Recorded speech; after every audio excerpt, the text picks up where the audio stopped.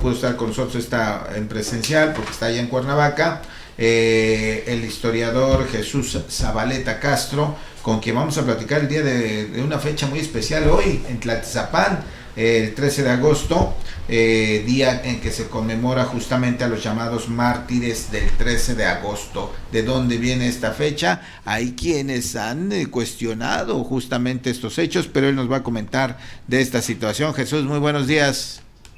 Evaristo, buenos días. Un gusto saludarte, un gusto saludar al auditorio. Cuéntanos, por favor, qué relevancia tiene, de dónde viene estos hechos sangrientos de los que se habla en Tlaltizapán, que más de 200 personas fueron masacradas por las fuerzas federales buscando a Emiliano Zapata. Cuéntanos, por favor. Hay que remontarnos al 12 de junio del mismo año 1916, cuando las tropas federales tomaron por asalto Tlaltizapán porque pretendían hacer la toma del cuartel del Ejército Libertador del Sur, lo que finalmente consiguieron ese día. Y se dio en el marco de una cruel matanza semejante a la que se recuerda el día de hoy. Se habla de entre 300 y 400 personas que durante esta toma, que fue sangrienta, los zapatistas tuvieron que dejar su cuartel general y dejaron un generoso botín para los federales que implicaba armas, municiones, había pólvora para la producción de balas, también había la maquinaria para imprimir los billetes del Ejército Libertador del Sur, de la Soberana Convención Revolucionaria, vagones con diferentes insumos. Este fue el gran botín que quitaron los federales a los zapatistas. Y en un intento por recuperar la plaza y particularmente el cuartel, el 13 de agosto a las 6 de la mañana, los revolucionarios surianos intentaron recuperar su plaza y su cuartel. Sin embargo, fue infructuoso el intento y esto despertó la furia del gobierno federal y por órdenes de Pablo González, Dionisio Carrión, que entonces era el encargado del gobierno en el estado de Morelos, recordando un hecho que había sido desconocido Morelos como entidad federativa por Victoriano Huerta en junio de 1914 y se encontraba en la calidad de territorio federal, no era entidad federativa. Durante de 1914 a 1917, cuando fue publicada la Constitución Política de los Estados Unidos Mexicanos vigente, fue que Morelos permaneció como territorio federal. En este caso, Dionisio Carrión, un militar, era el responsable del gobierno.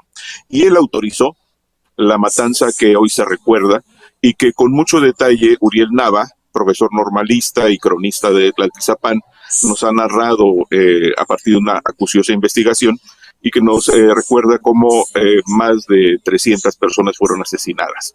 Hay que recordar que habiendo estado la plaza abandonada por los hombres que se encargaban de combatir, en su mayoría quienes quedaban en la cabecera municipal eran niños, mujeres y ancianos. Y se tocó a degüello para aniquilar a más de 300 personas que fueron degolladas dentro de sus casas, fueron degolladas en algunos escondites e incluso en las calles. Durante 3 días Tlaltizapán fue un cementerio expuesto, un cementerio al aire libre, hasta que sobre todo el sacerdote solicitó, suplicó que se permitiese el entierro de los cuerpos de las personas asesinadas.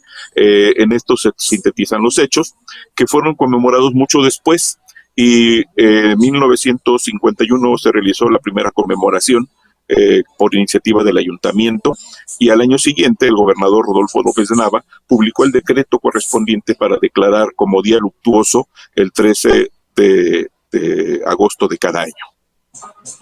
Interesante lo que comentas. Lo que tenemos entendido o lo que nos dicen en Tlaltizapán es que las fuerzas federales iban buscando a Emiliano Zapata y al no encontrarlo enfurecieron y comenzaron con esta matanza. Nos dices tú que querían recuperar su cuartel. ¿Son parte de lo mismo? ¿Así fue la situación?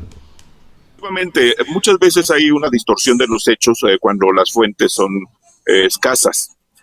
Sin embargo, los hechos consumados están ahí. El gobierno federal presumió la toma de la plaza y del cuartel el 12 de junio anterior, es decir, 3 meses antes, y los zapatistas fueron expulsados de Tlaltizapán. Al intentar recuperar la plaza, es que son rechazados y en un acto de venganza criminal son asesinados quienes hoy son recordados como los mártires de Tlaltizapán. Durante este periodo, entre el 12 de junio y el 13 de agosto, habrían muerto más de 700 personas asesinadas por el gobierno federal en Tlaltizapán, en la cabecera municipal.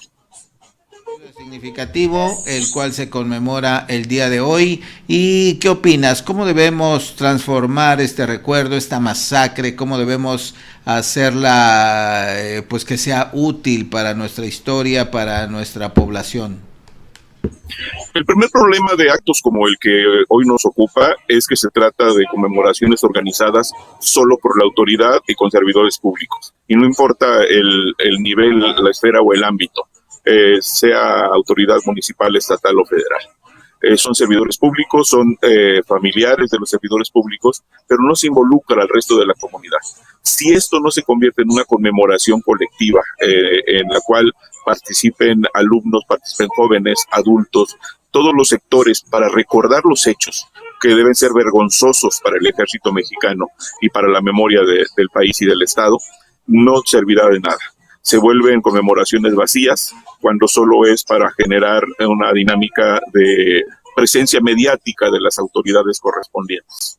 Si el día de hoy que en Tlaltizapán se realiza esta conmemoración se trata solamente de un lucimiento del gobierno municipal, sería un fracaso rotundo.